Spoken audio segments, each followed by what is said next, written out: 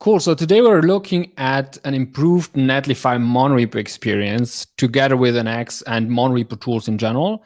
And so I have Lukas from Netlify joining me today on this call. So Lukas, do you want to introduce quickly yourself? Yeah. Hey, thank you very much for having me. My name is Lukas Holzer. I'm a staff engineer at Netlify working on Monorepo improvements and on our build. Cool. So Lukas, I'll give the main direction to you. Like, what are we going to have a look at? Like, you have been diving at Netlify really deep into monorepos, trying to improve the overall experience on the platform. And so you've looked in a couple of different tools. And that's also like how we then came in touch and started talking about it. Yeah. First of all, we did some analysis of our customers and realized that on the enterprise tier, like 46% of our builds are monorepos, which is an astonishing number. So we said like, okay, how can we help those customers to really be better on our platform, like have a seamless development experience? And we've seen like some issues in our previous setup. So we sat really down and thought like, hey, how should this process look like from the very beginning? Like when you come on our platform and you are prompted to create a new site. Previously, you had to know everything about like a base directory, about like paths build commands. So it could be really confusing, especially in the era of different monorepo tools like Nx or Learner. So in this case, we said, hey, we want to make this experience really from the great first minute a seamless one. And we did this by introducing like kind of an automatic monorepo detection tool. So we've built a tool that is really analyzing your repo, analyzing the tools that you're using and the frameworks and trying to really be smart about it. So once you connect your GitHub repo to our Netlify instance, we are going to automatically detect all the settings and suggest them for you in an easy site picker. So everything you have to do is choose the site you want to deploy, hit and smack the deploy button because all the settings are already pre-configured for you. Then once we deploy this site, we take it to the next level on the local development. Previously, with the Netlify CLI, local development of monorepos was really a pain because you had to constantly switch around different directories and the TOML files that is kind of our configuration for every site had to be like changed maybe or altered because some configurations couldn't be shared or whatever. So in this case, we really tried to reimagine the local development experience by making it behaving exactly the same as on our platform.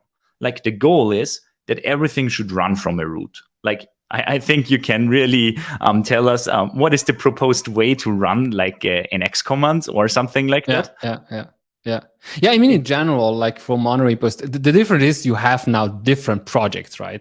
Like when people have like just a single project setup, well, there's just a project that you run. So there's no really a choice where you run it. Like you run it from the root, right?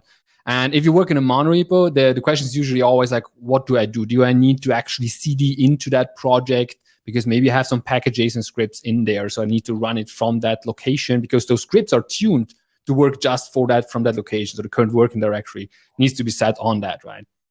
But usually what people want to do is run it from the root, regardless literally like which tool you use. And I think the most common ones that are out there follow that kind of approach because you don't want to have that CD in and out of the different directories, especially if you want to run it across multiple projects, right? If you want to run tests for all these projects, you literally just want to have it at the root, run the command, run it, like filter maybe some projects, and then that's it, right? It should happen at the Monorepo workspace root. Cool. So I think that we're going to actually show that, right? So show some of these aspects, some of these improvements, and then jump into it. Maybe first you can show us really the benefits. Like maybe let's talk briefly about what is a monorepo so that our audience that isn't probably that familiar with this term is like on like the same page as we are. So maybe what are monorepos in general? Maybe give a small intro and then say like, hey, what monorepo tools are out there? What is like the difference or So it's a good point. Monorepo, the term itself can kind of be confusing, I feel, especially when I talk to folks, because they're like, this monorepo sounds always like this gigantic thing that you have once in your company and everything is inside it. And like sure, Google, like Twitter or now X or whatever you want to call it, Facebook, those are popular examples that literally have more or less one monorepo, one gigantic one. But usually that's the exception, right? So people have usually multiple monorepos in their workspace, like in their organization, their enterprise as a whole. And usually it's those projects that get put into a single repository that are kind of located together or kind of related together. So from one business organization, some subdivision, or just because those teams collaborate a lot. And that's also where it makes most sense to have it. So a monorepo is really just like multiple projects grouped in one, usually Git repository. It doesn't necessarily have to be Git, but that's almost kind of the standard that people follow. But it's literally just that. Like you have multiple of these projects that share some parts, maybe some parts are not shared. They're just individual for each project. Some where they collaborate with each other. And that's what you define as a monorepo, right? So I also often call it like multi-project repositories because it's much more clear from the terminology point of view. So is it just co-location of the individual project parts, or is a monorepo for you something that goes beyond of co-locating code, basically in folder? Yeah, it like you definitely see repositories where it's just co-located. But the main part or the downside there, I feel, is that you just get the downsides of a monorepo because it has like, obviously it involves some more work, right? So you have some more projects to handle. It's not just one project you need to build, but multiple ones. So you need maybe some tooling around it, which we're probably going to look into today a bit. So there is some repos that do just that. But usually what I recommend is don't just co-locate them together, but actually have them together where you already know there is collaboration going on. Because in the end, like what you want to have in a monorepo is help improve that collaboration that is already happening. So if you have, for instance, a business subdivision where teams are building single parts of an entire product, right? But they're building it in the different repositories, right? And then they publish it to some registry and then they integrate it during the deployment process. Like you want to have a monorepo for that to facilitate that type of collaboration, which is already there, right? But it has maybe some friction because it goes across different projects, across different repos.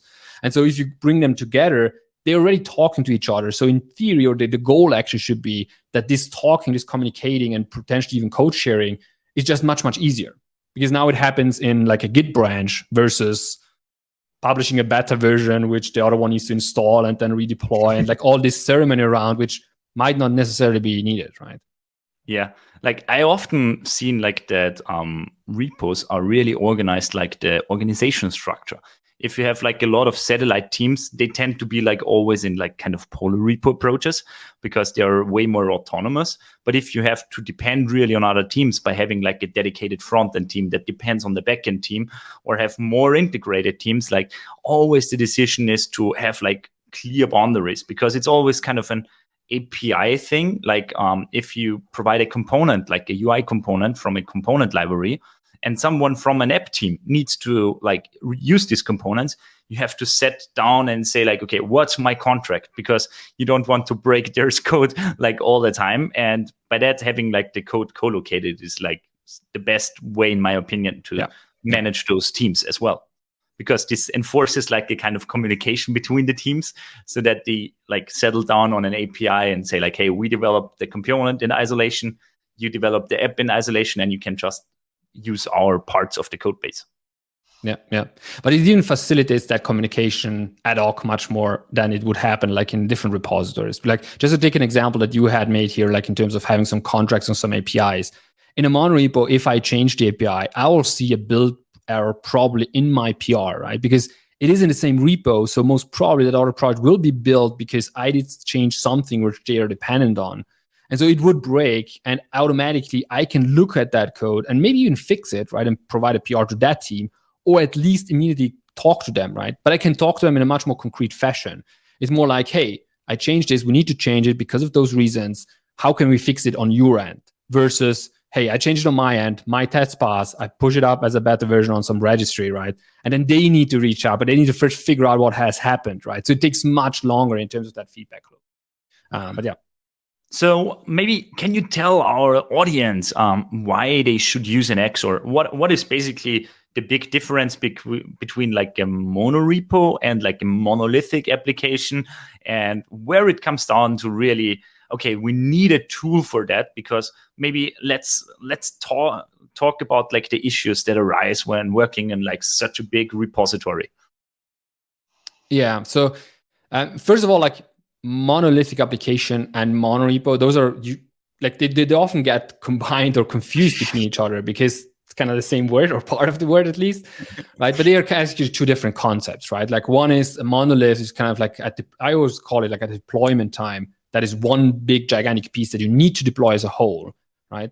While monorepo is really at development time, so how you develop the application itself. And clearly, you couldn't use a monorepo to develop a monolith. Nothing prevents you from that because the monorepo doesn't really care. The only difference is that usually what happens in a monorepo, because you have the possibility of splitting code out into libraries, of like sharing these parts in a much easier fashion because it's made for that. What happens is that people and teams tend to actually then extract logic. And because there are those functionalities already at hand and available, they tend to evolve in a more modular fashion. So the applications are more modularized, and it's much easier then also to kind of split out the complete part and maybe have even a second application be created out of that and deployed independently. So we've seen that happen a lot. In fact, a lot of people that are in a monorepo, in a monolith scenario, moving to, let's say, Nx, for instance, and a monorepo tool, they start to then split up into local libraries just in that monorepo. And it's still kind of like a monolith because you still deploy it as a whole, but it starts getting more modularized because you have mechanisms where you can say, okay, these libraries should be isolated among them. There should be no communication between this subset of libraries with that other subset of libraries. So in Nx particularly, we have something called like boundary rules, which allows you to kind of start to segment these regions. And so you still keep going because you need to do it incrementally. You cannot do like a big bang refactor, or really rarely you can do that actually, right? And so then as they create that more modular structure of code, at some point they might be able to actually split the application. Say, well, we now have two applications, maybe the front office facing that needs to be scaled really, really high. And then maybe the more back office kind of application where just our third-party vendors chime in, or the administration part of the application, which can also be kind of scaled down a bit. And so at that point, because you can share libraries and functionality locally, you can actually then deploy two applications instead of one. So there is such an incremental process happening. Now, to the mentioning of the tool itself, the thing is, once you have multiple projects in a single repository, there is some overhead obviously coming, because before you just have one single project to build, now you have two more. And if it's easy to set up more, you will even get a lot more, right? And that should actually happen. If people feel there should be more projects and more modularization happening in such a monorepo, they should totally do it. The downside, though, is at some point you might need some tooling to help you with that. Because obviously building one project on CI is totally different than building 20 of them, right? This clearly takes longer unless you apply some logic on top of it to just build what you changed, things like caching, which you might touch briefly later. So you need to have some mechanisms that help you still be fast in the development, but then also benefiting from some of those monorepo features that we mentioned before. Yeah, like those skipping before, or like really know when to skip what. That's like, I guess like most of the powerful areas of like monorepo tools, like knowing when to early cut off like on a scenario, and just going like the shortest path and only the critical path. So yeah, I'm really stoked now. Like, should we dive like into some code base, and would you like to show us like how to set up a monorepo, and that actually with Nx it's like super easy and it isn't really much involved on the work side on that? Yep. Let's have a look at some code. Actually, you can see my screen, right? Yeah, awesome. Okay, cool. So what we're going to do is set up a brand new monorepo, and you can then start kind of building that up slowly and kind of talk through some of the stuff. Now, in Nx in particular, to create a new one, you use that create Nx Workspace command. This is very common for most of the CLIs out there that have some sort of create dash command, right? Create vite, create webpack, and so on. Let's call this task labs or something like that. Like our company comes from, like, has a history of narwhals, so that's why those weird names come up. And then once you start that, you then get through some sort of process where we ask you, like, what type of setup do you want? Like, do you already know your stack, for instance? So we could go, for instance, with a React application. So I can go directly with that. Or I could also say, no, I don't want to have anything. I just want to have a pure TypeScript, JavaScript-based setup, and then I'll add stuff as I go, right? So I add more plugins and stuff as I need them.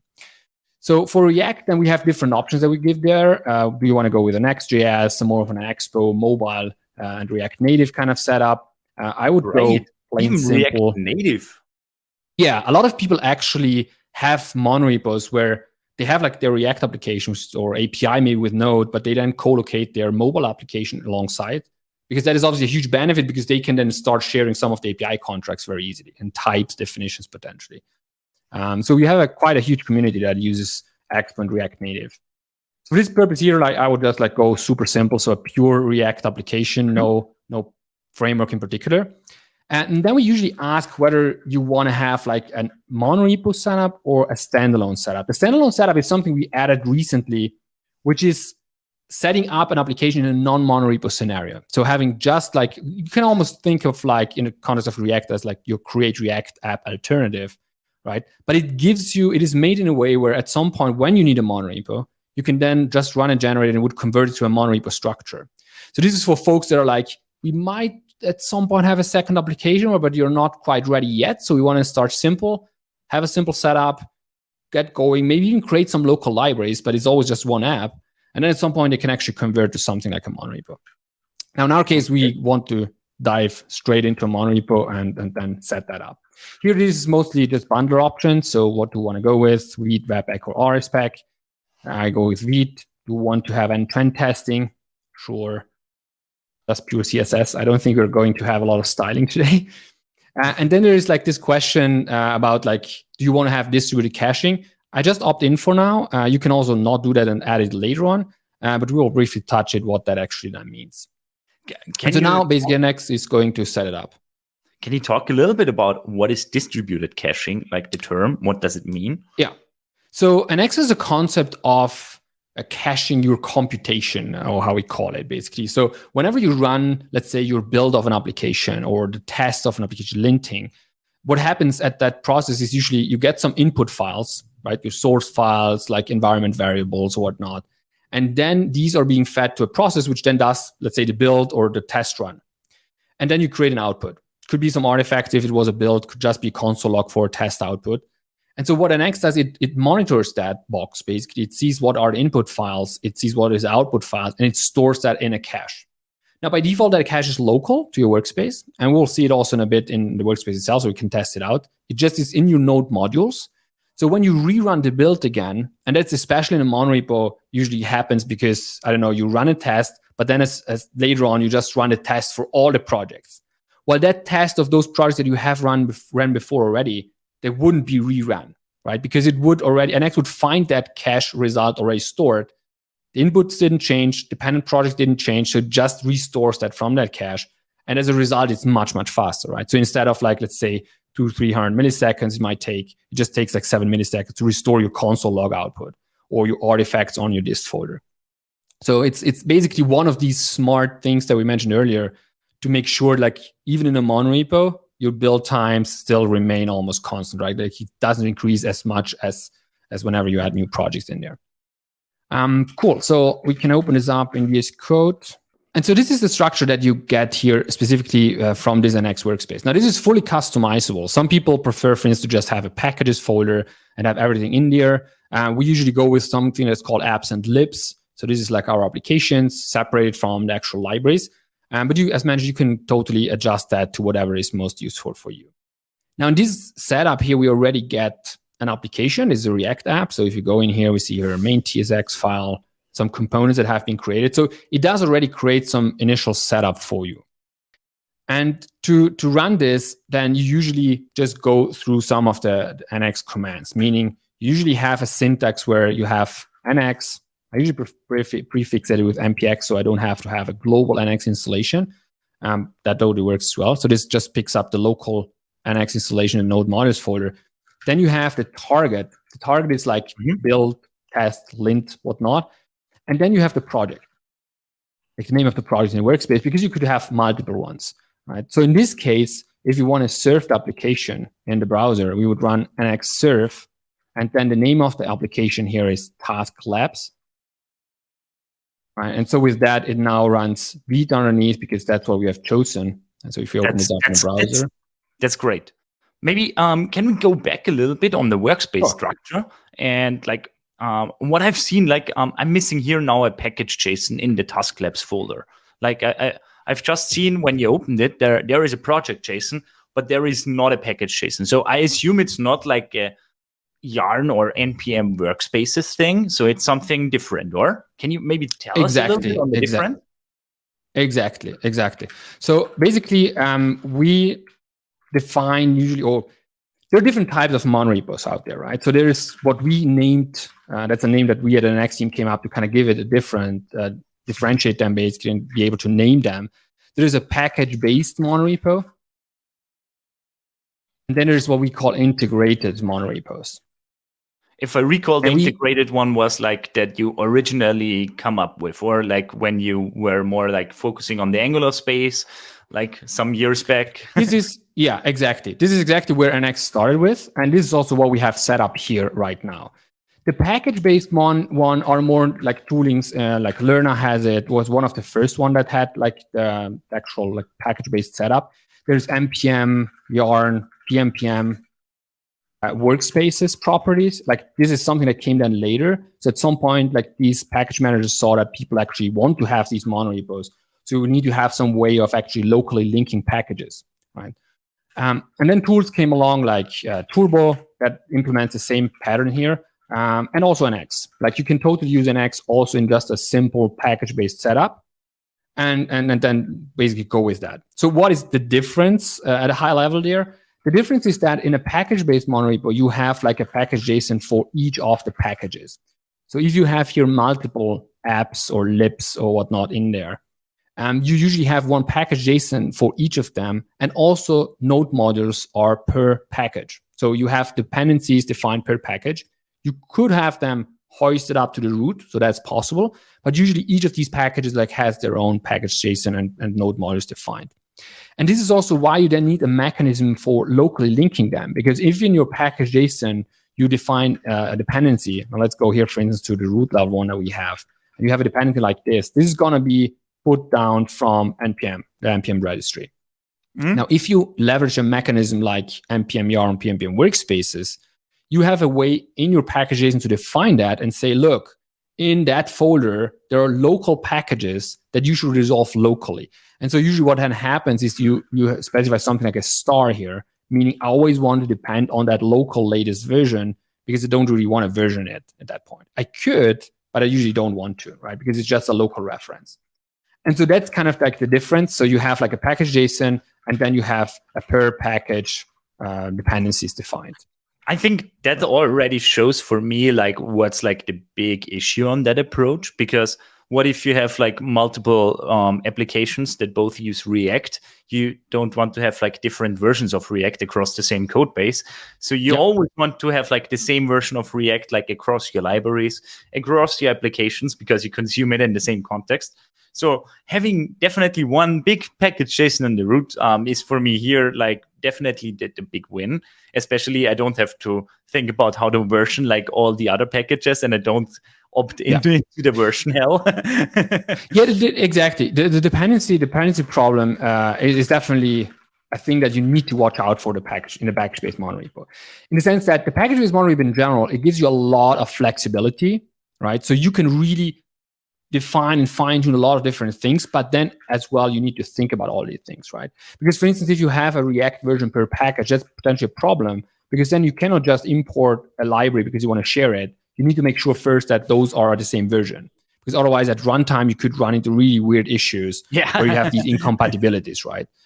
And so there are ways, like you could use a package hoisting to still have it just at the root level, even in a package-based monorepo. But the main difference, which I usually point out, is like you have to think about it. Right. So if that's the thing that you maybe have already, then that's perfectly fine. Like for Nx, for instance, we provide a way where you can just run Nx init on such a repo, and it adds Nx to it, and then just Nx does nothing else than just cache your commands and speed it up. Oh, but that's really? it, right? So I can use my PNPM monorepo and just say like Nx init, and it's seamlessly working faster. Exactly.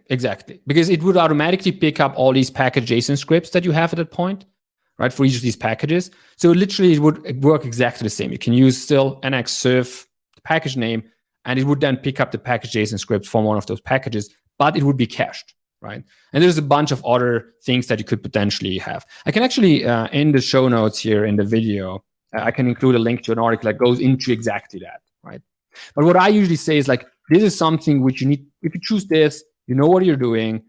You can still add the tooling on top, like Learn Nx, Turbo, these type of things that help you speed up things, right? Because you will probably need it at some point. You could start with just PnPM workspaces. They have some filtering mechanisms and stuff like that in npm workspace as well. But then you need some tool at some point and get going.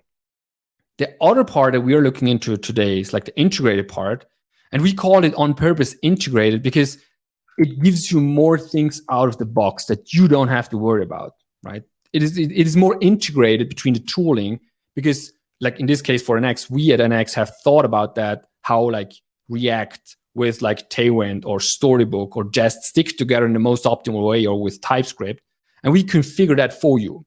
While in the package base, you are on your own, right? You need to figure it out for you, right? And so that's why it's more integrated. Popular examples for that are Bazel, for instance. Like Bazel, I see it also as an integrated Monorepo tool because it provides rules out of the box that already handle some stuff for you, which can abstract away a bit from you, right? Like you don't have to define all the low-level stuff. Although Bazel is quite config heavy at that point. Right? So you need to have like good engineers that are aware of how it works, and then it's super great. It's a super powerful tool.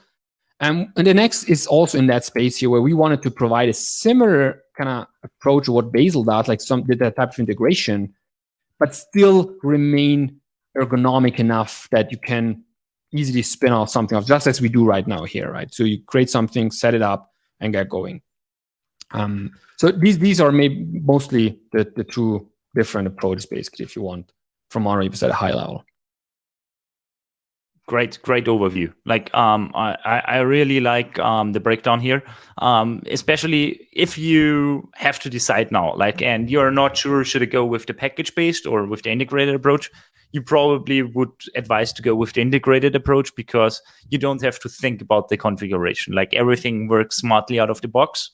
Or is this wrong? No, that is perfectly right. So the integrated one, as mentioned before, like the team behind the tool has thought about issues. That's really the point, because we test these integrations a lot on our local workspaces. We have a huge ecosystem CI where we kind of run tests through this to make sure if you stick these different tools together, we figure out how the config works.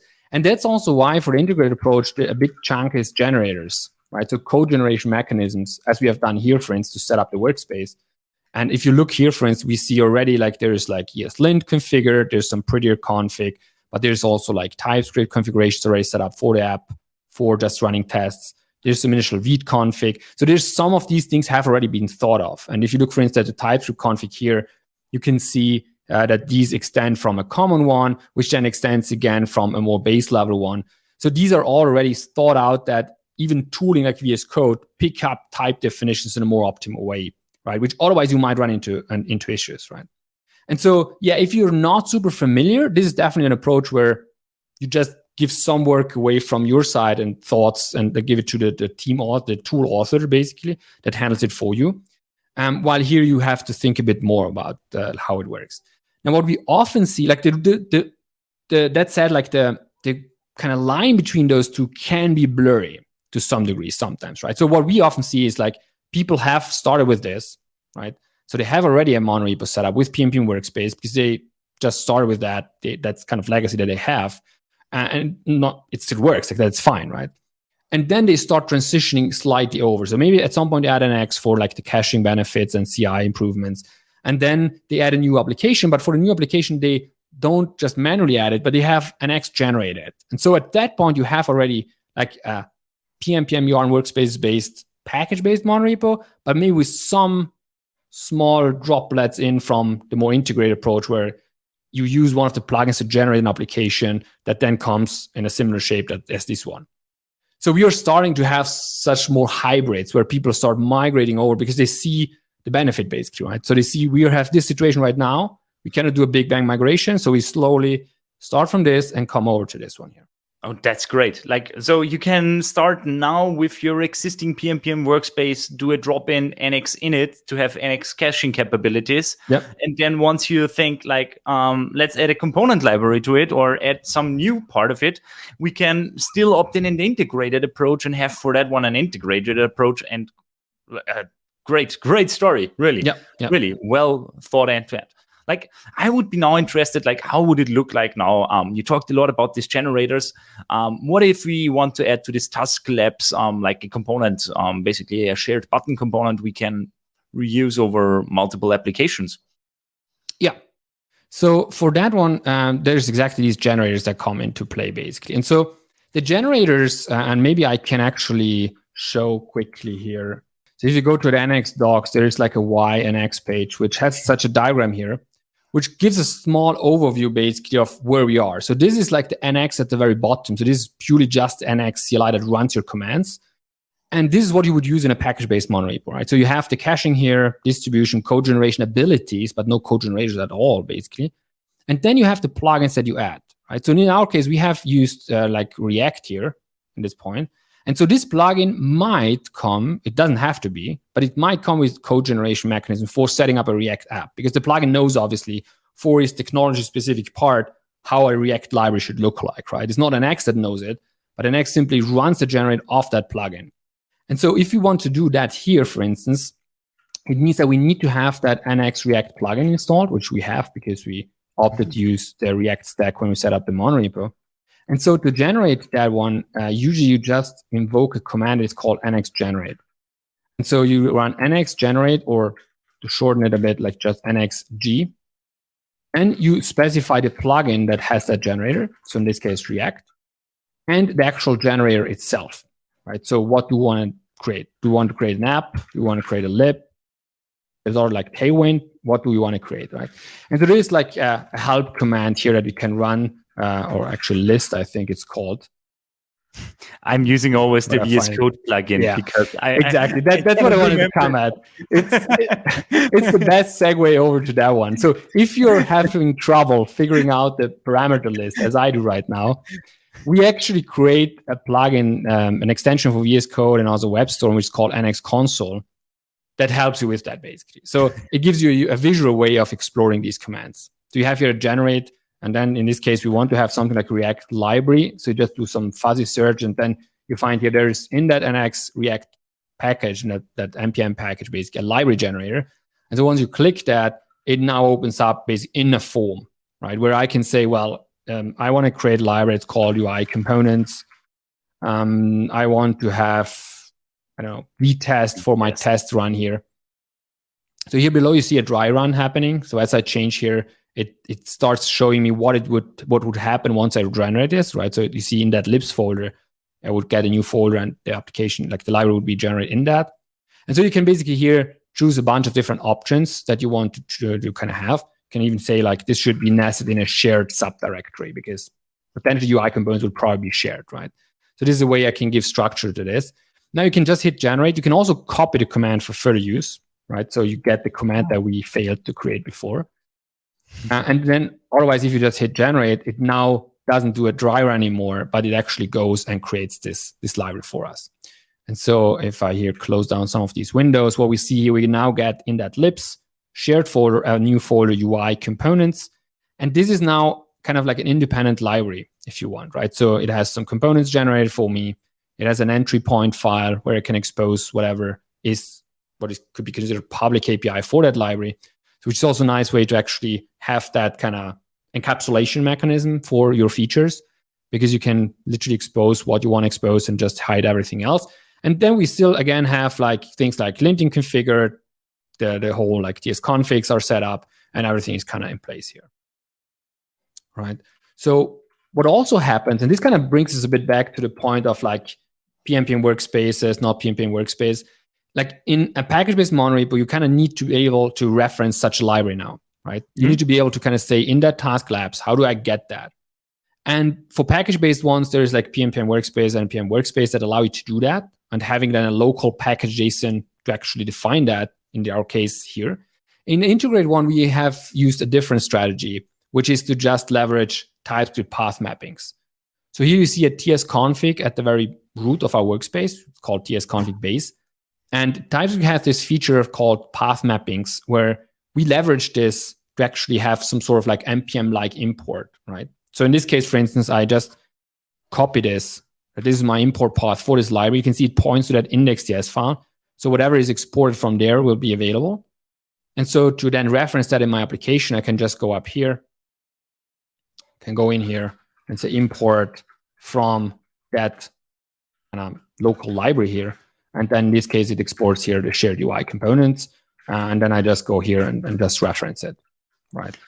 Maybe here is noteworthy to say that because it's an integrated setup, you don't have to publish any npm packages, and therefore you can just rely on a tsconfig path mapping because it will be bundled in the end, and you just care about like what results like in my application, and I don't think of like how is the dist output looking of like my UI components library, or how do I need to assemble an npm package and hassle around with that to the publishing, like have the version issues, because like every time everything what is co-located in the code always like on your Git branch or Git commit is like kind of the version you're currently using, which is, I mean, it simplifies like lots of workflows and is less error prone than like I have to hassle with all the npm package stuff and publishing, etc.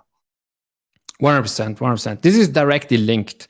So even if I go here and just click, I finish up in the actual component, right? So there's no TypeScript definition files in between because it literally links just the TypeScript file.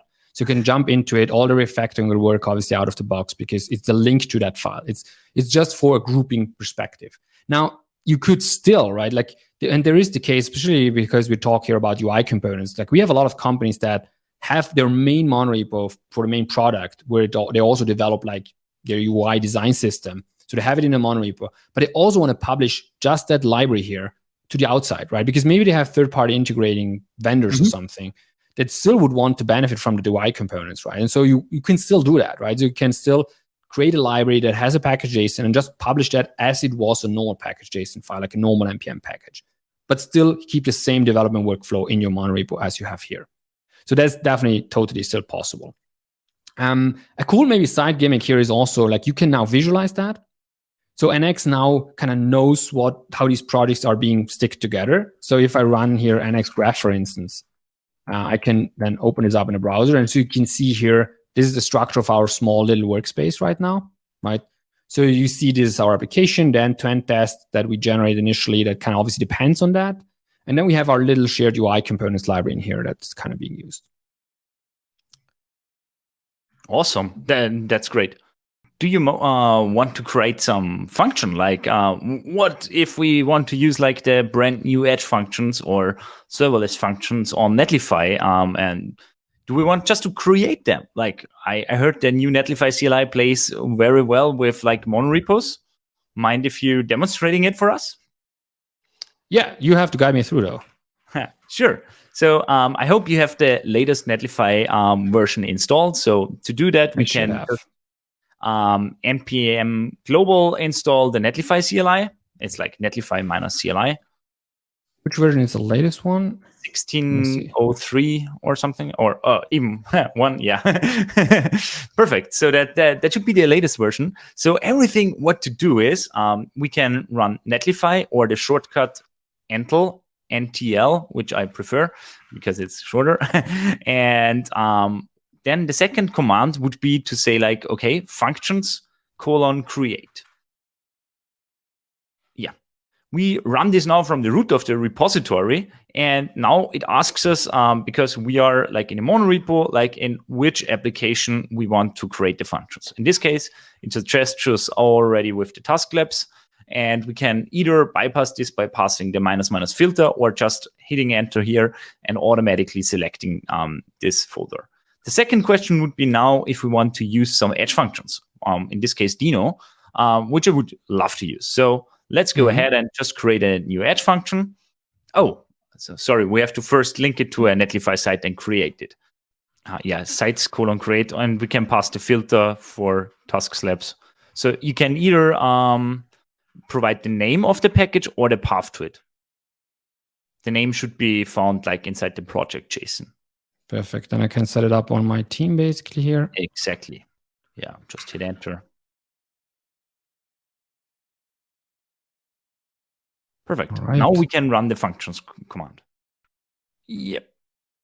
Select the application again. Use an edge function. We use TypeScript.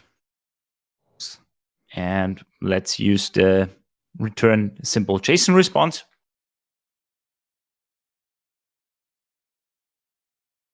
And let's call it narwhal or no, fish or food.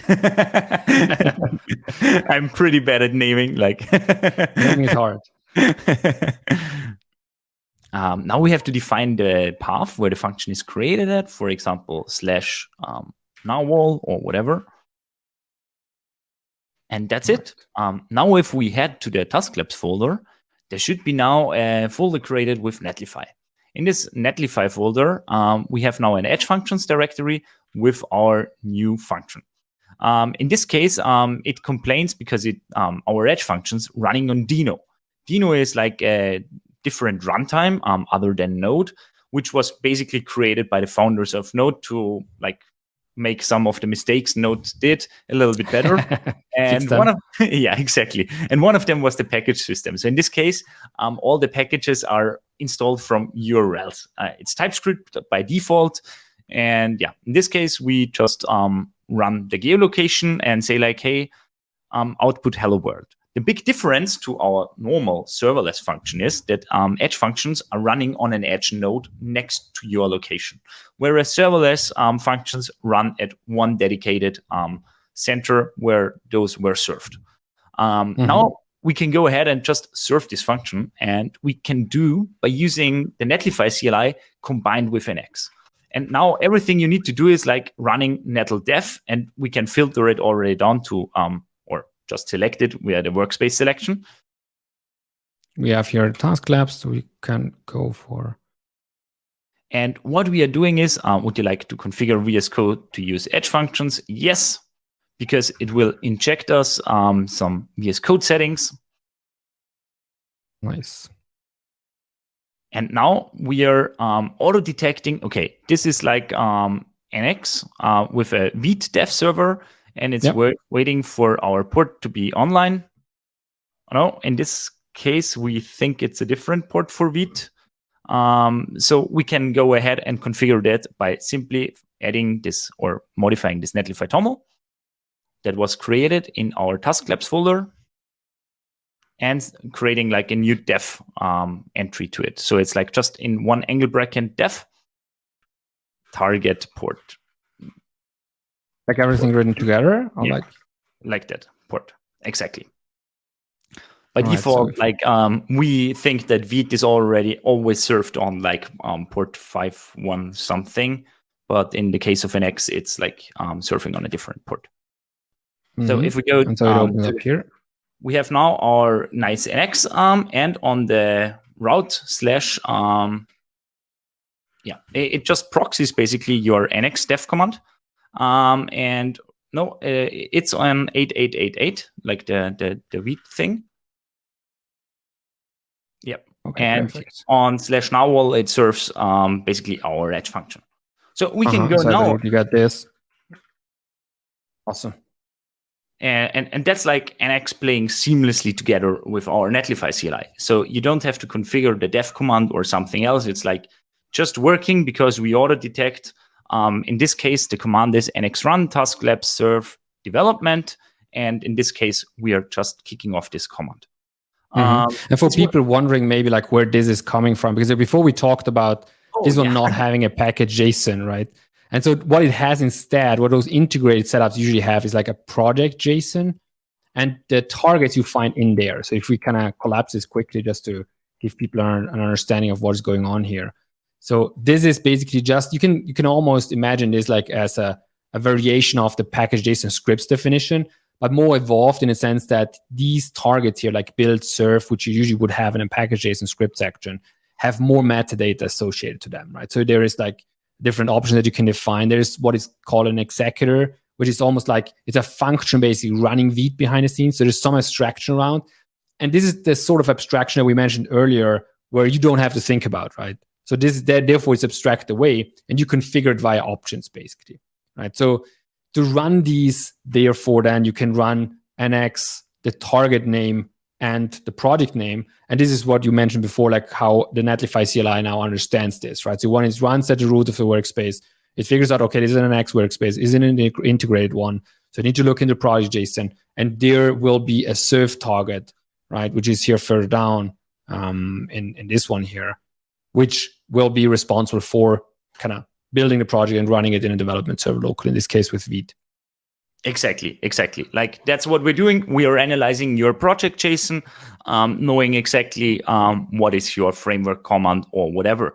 In the case for Next.js, well, we even know we have to install the plugin for Next.js on Netlify to make it working with the ISR and all the serverless functions runtime. And you can basically use our Edge function offering and everything locally as well to develop the logic of your backend when you later on want to host it on Netlify, which I think is a great way for local development. Cool. Do we want to add another application and then jump into the deployment part? Just so that we have an actual monorepo with 2 applications in here. So again, to do that, I'm just going to generate it again using Nx console. You can also just right click here.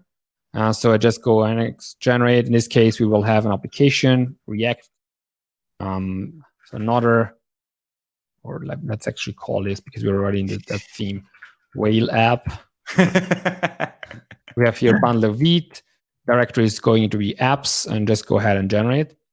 And so now we have a second application in here configured in this workspace. And we can obviously, just in the same way as we shared code in this one here, so basically we use this shared UI components, we can now also easily pull that in because it's already set up in this workspace.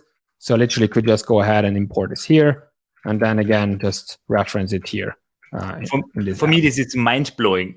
All I have to do is just import it and use it. I don't have to link anything manually. I don't have to edit some package JSON or whatever.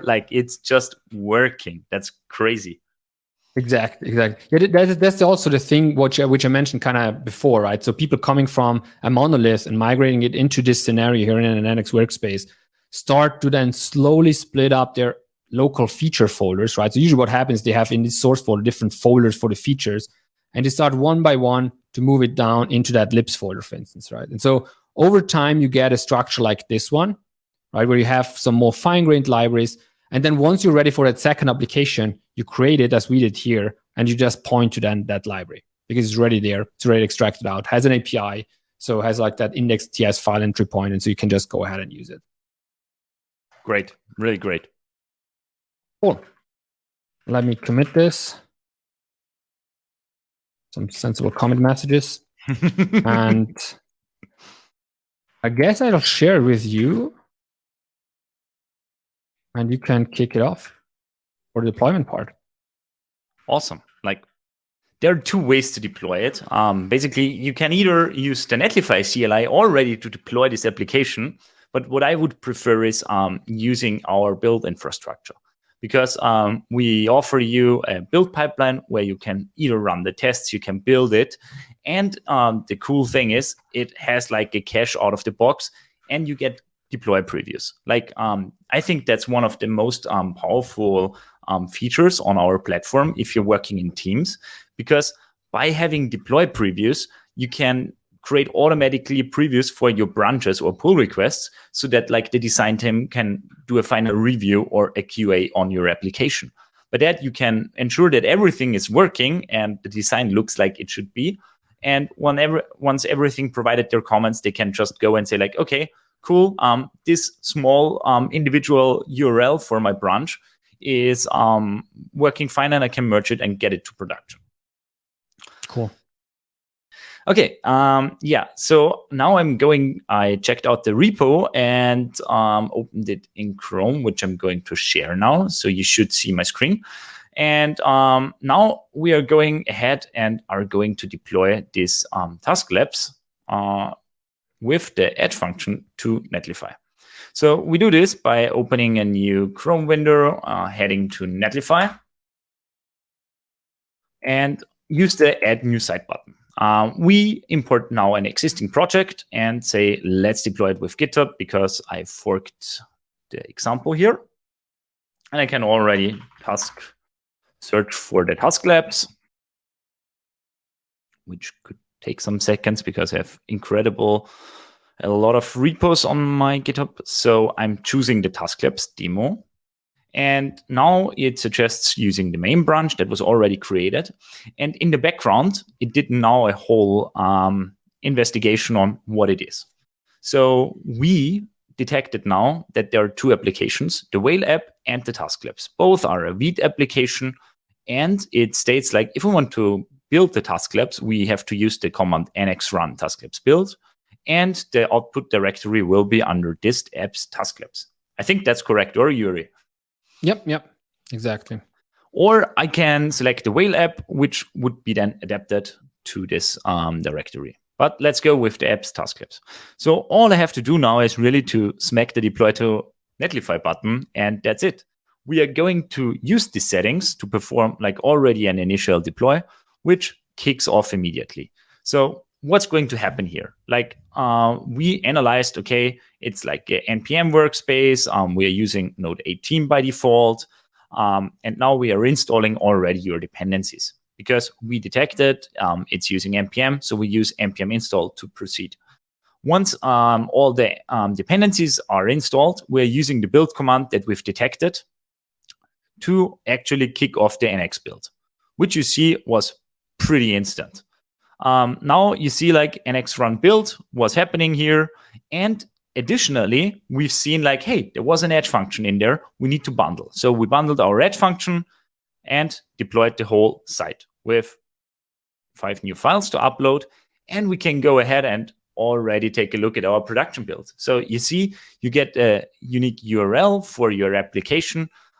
If you want to rename the application and change the URL, that's good as well. So we can go ahead and change the site name and say like Task Labs. Save.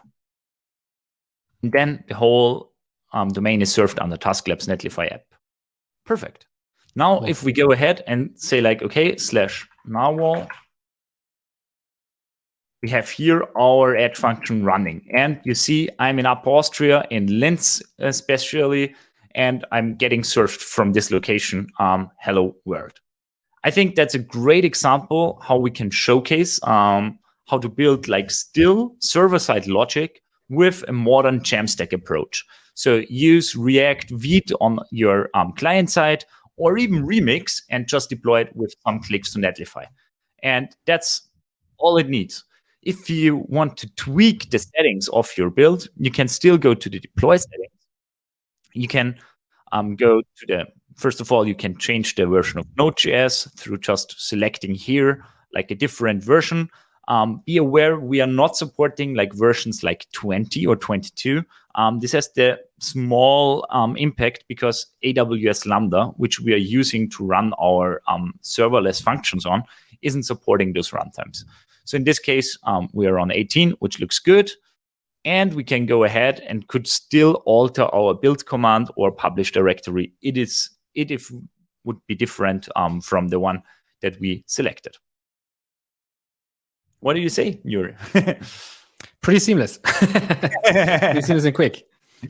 Sure. The other way we can showcase is that you use the Netlify CLI for deployment.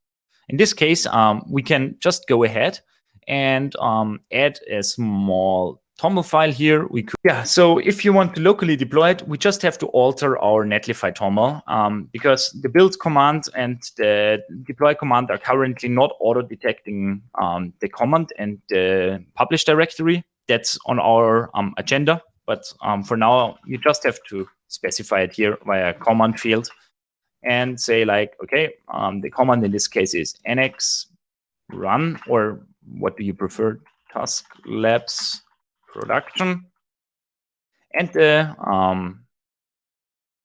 published directory is dist apps task labs. You need to provide the task labs :build : production, I guess.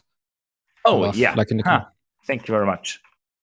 I always do Nx build task labs. Yeah, it's a different version of the syntax. Basically, you can run Nx run or just Nx build task labs dash production or something. So now, it's important to use like always absolute paths for all those configurations inside a Netlify toml, because we try to run all the commands from the JavaScript workspace root. In this case, it's like the root of the repository. And by doing that, we are mimicking basically the same configuration that is used on our CI platform.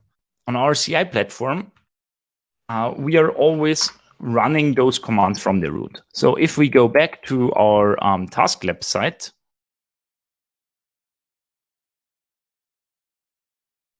and we go to the site configuration, under build and deploy, we see that the base directory is called slash.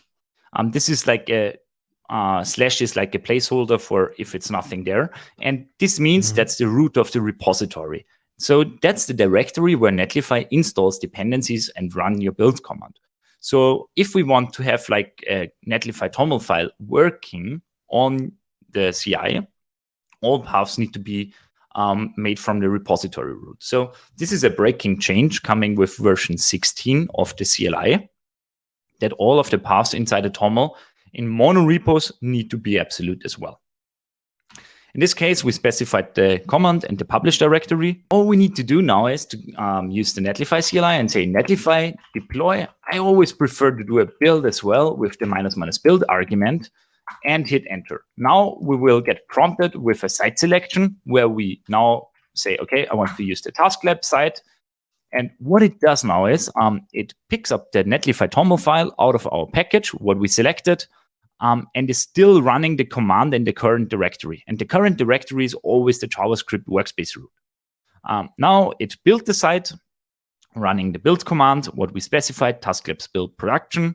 It built our add function, and we get a website draft URL. The cool thing is about these draft URLs is that you can generate them on the fly. So you can, if you just want to share something with your coworkers, just go ahead with the CLI deploy a version, go ahead, and here it is. The same with, if I go to our narwhal route, we have here again our add function running. So that's all about deploying a site to Netlify in a monorepo scenario. I think it's pretty straightforward to do so, and I hope it's a great seamless experience. Cool. Yeah, I think it was a great walkthrough, kind of integrating the two parts here. And I'm excited what's coming even in the future as we keep going. Because this is just the first iteration, right? Like seeing this integrated much better, like potentially like then evolving this, like even be more smoother and more seamless for folks. Yeah. So cool. We definitely plan to have this like as a first starter on our evolved monorepo experience, especially as we've seen that like lots of our customers are using Nx because it's like one of the best monorepo tools out there. So we want to make the experience even like with Nx way better at all. So focusing on that particularly. So stay tuned. Cool. Yeah, thanks for coming on. And for everyone that's listening and following along right now, definitely leave comments in below the chat. There will be some links also in the description of the video. So you can kind of chime in into more of the details that we talked through, the links to the blog post from Netlify itself, some of their docs, also the PNPM stuff that we brought up quickly, because some people might not be aware what is a PNPM, NPM workspace. So definitely check out the description there. As always, like the video and subscribe for not missing any future videos. Thanks, Lukas, for coming. Bye, thanks.